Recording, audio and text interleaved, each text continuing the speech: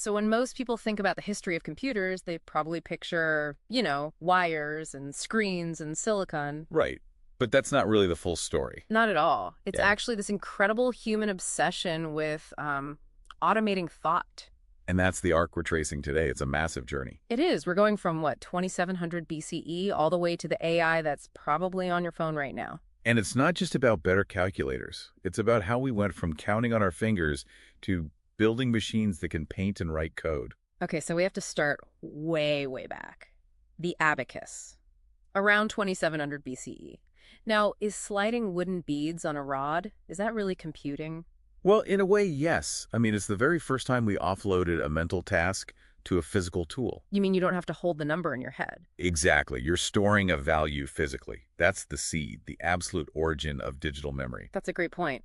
Okay, so from there, we see things evolve. There's the Pascaline in 1642, which was basically gears to help with taxes. Right, a mechanical calculator. But the real lightning bolt, the moment that changes everything, that's Charles Babbage in 1837. The father of the computer. And what's so wild is that he never actually built one. No, his analytical engine was a failure in that sense. But the blueprint, the genius, was in the blueprint. He designed a mill to process things and a store to hold them. Which is literally a CPU and RAM. He designed the modern computer a century before we had the technology to build it. But even he had a bit of a blind spot. He saw it as a number cruncher.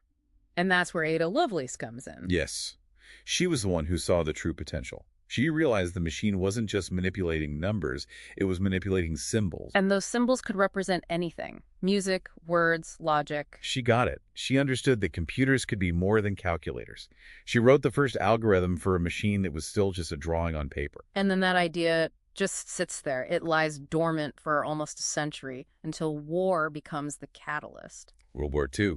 Suddenly you need to break codes, calculate missile trajectories, and you need to do it fast. You get Alan Turing laying the theoretical groundwork, and then in 1945, this monster arrives, ENIAC. Monster's the right word. It was the first electronic general-purpose computer. It filled a room 1,800 square feet. And the heat? It ran on 17,000 vacuum tubes. I heard it could raise the room temperature to, 120 degrees? It was immense.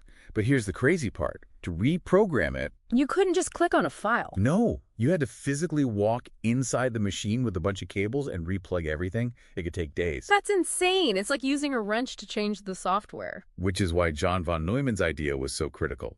He suggested storing the instructions in the same memory as the data.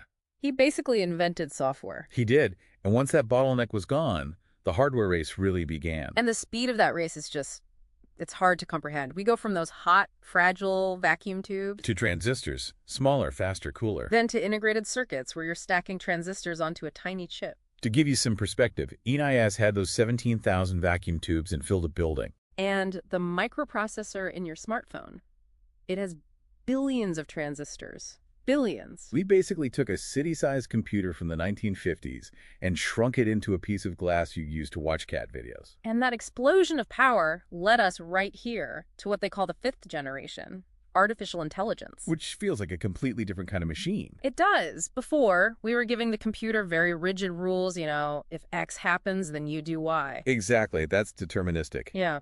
Modern AI, especially machine learning and neural nets, it's probabilistic. Meaning what, exactly? Well, we don't program the rules anymore. We just feed the system a massive amount of data, and it learns the patterns itself. It's designed to mimic how we think the human brain learns. So instead of telling it what a face looks like, pixel by pixel, you just show it a million pictures of faces and it figures it out. Precisely. Which brings us all the way back to Ada Lovelace. She predicted machines could manipulate symbols to create art and science. And with generative AI, we're finally seeing that happen. And the next frontier, things like quantum computing, they promised to solve problems in seconds that would take our best supercomputers thousands of years. It's another huge leap. So we've gone from sliding beads to quantum bits. We started trying to automate arithmetic. And we ended up mimicking creativity. It forces you to rethink everything. Yeah. They really built these things to do our math for us, but now they can write poetry, they can debug their own code, they can generate art. So you have to ask the question, are we still just calculating? Or have we accidentally crossed some line? Yeah. created something that's, I don't know, a new form of consciousness. That's the question. And that is definitely a thought that is going to keep me up at night. Thanks for joining us on this deep dive. So, welcome to February 2026. And, looking at the tech stack today, it really feels like we've woken up from that generative AI hype cycle. To something much more tangible, yeah. Exactly. The headline isn't just that computers are faster, it's that we finally hit that computational wall experts warned us about. And instead of just, smashing through it, we kind of built a ladder over it. That's a perfect way of looking at it. We aren't brute forcing speed anymore. We're looking at what you could call a strategic mosaic. It's a shift from just raw calculation to architecture. Right. Hardware and software designed to handle intelligence in a totally new way. It's funny, for years the answer to everything was just more GPUs, just brute force. But looking at the specs for NVIDIA's new Blackwell Ultra or the Re1 from Europe, this feels so surgically precise. It is. It's like the difference between a sledgehammer and a scalpel. These are agentic chips. Yeah. They're not just processing queues of data. They're optimized for agents making these independent decisions. Exactly. But honestly, the part of the mosaic that really excites me is the brainiac stuff. Neuromorphic computing. I love that this has finally gone mainstream. It had to. And it's fascinating because it really just mimics biology. So think of a traditional chip like a movie camera, right? It's recording 60 frames a second, even if nothing in the room is moving. So it's wasting massive amounts of energy processing, literally nothing. Just burning power. Whereas these neuromorphic chips are much more like the human eye. So they ignore the static wall and only fire a signal when, say, a fly lands on it. Bingo. That event-based processing is how they're hitting like 1,000 times the energy efficiency. It's lazier, but in a really smart biological way. It's the only way sustainable IT becomes more than a buzzword. And speaking of specialized gear, we have to talk about this hybrid era. Everyone was waiting for the quantum apocalypse, but it turns out we're just using quantum chips as, what, expensive co-processors? In a way, yes. We're not putting a quantum computer on every desk. But chips like Google's Willow or IBM's Nighthawk are sitting right next to classical supercomputers. The classical system does the grunt work, and then it just hands off the impossible chemistry simulation to the quantum chip. A tag team match. The tag team match. So the hardware is mimicking biology, but the software layer, and that's where the job titles are getting weird. I saw a source calling developers code janitors. I actually love that term. You do? Ouch. From software engineer to janitor, Yeah. that seems like a bit of a branding problem. Well, maybe, but it's so accurate. With intent-driven development, you aren't typing syntax. Yeah. You just tell the AI what you want.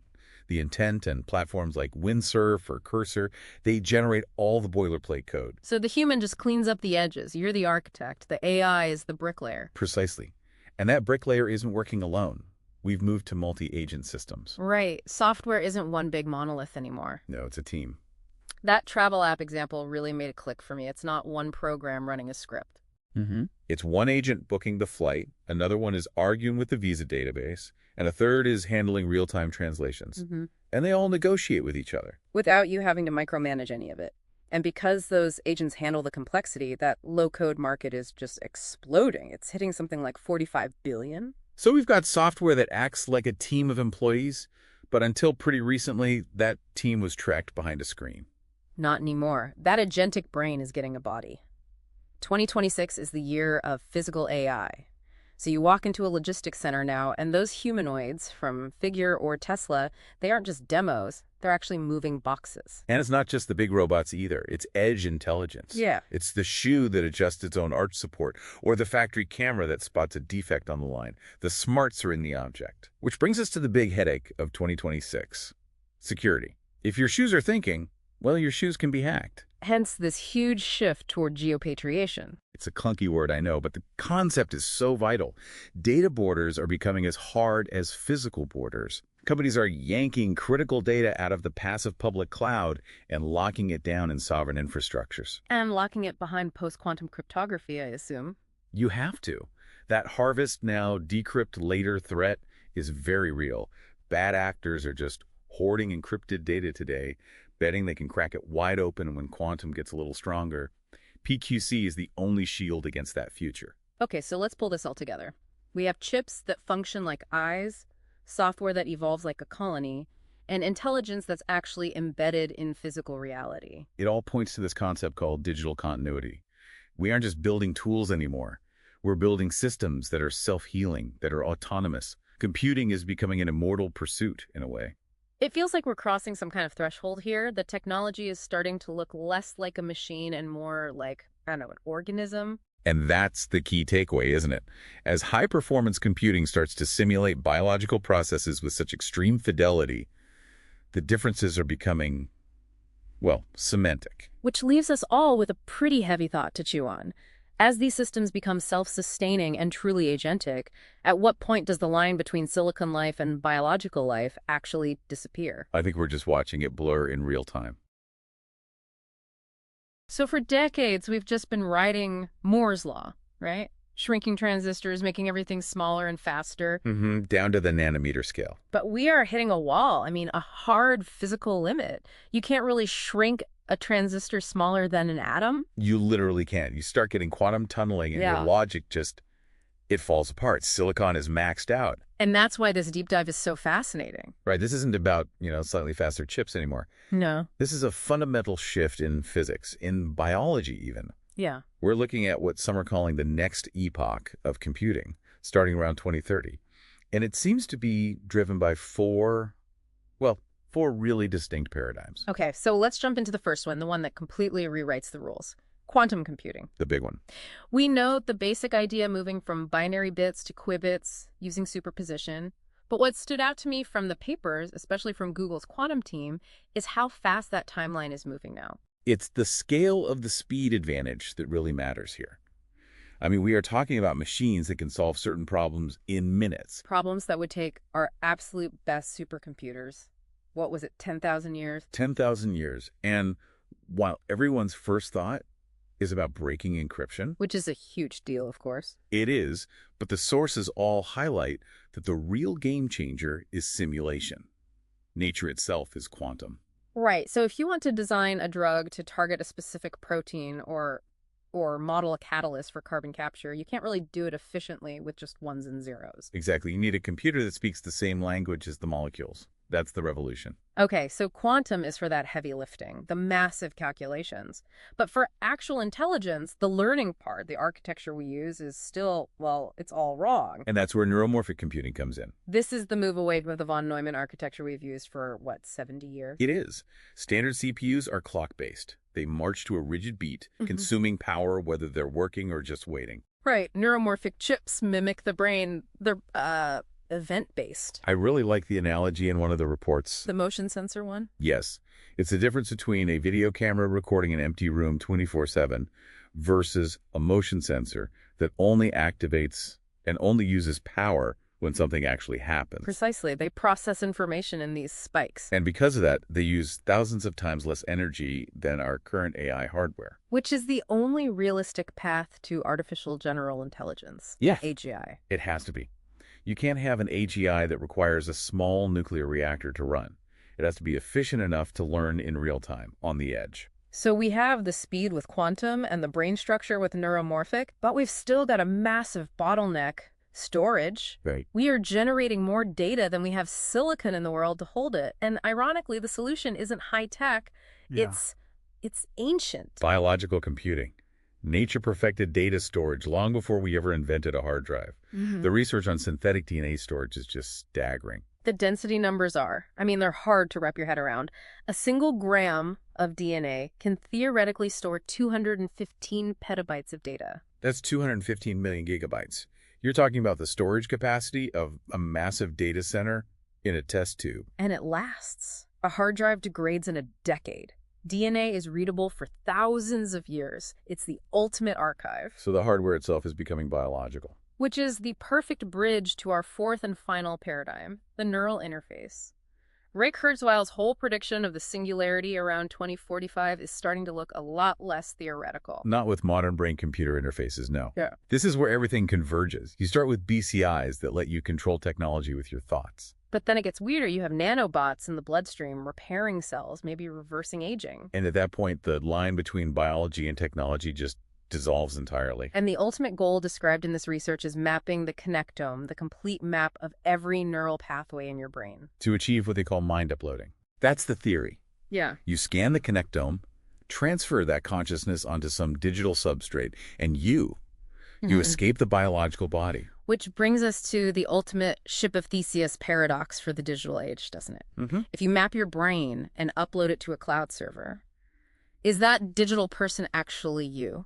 Or is it just a perfect copy that thinks it's you, while the real you is left behind? And that's the question we'll leave you with. Thanks for joining the deep dive.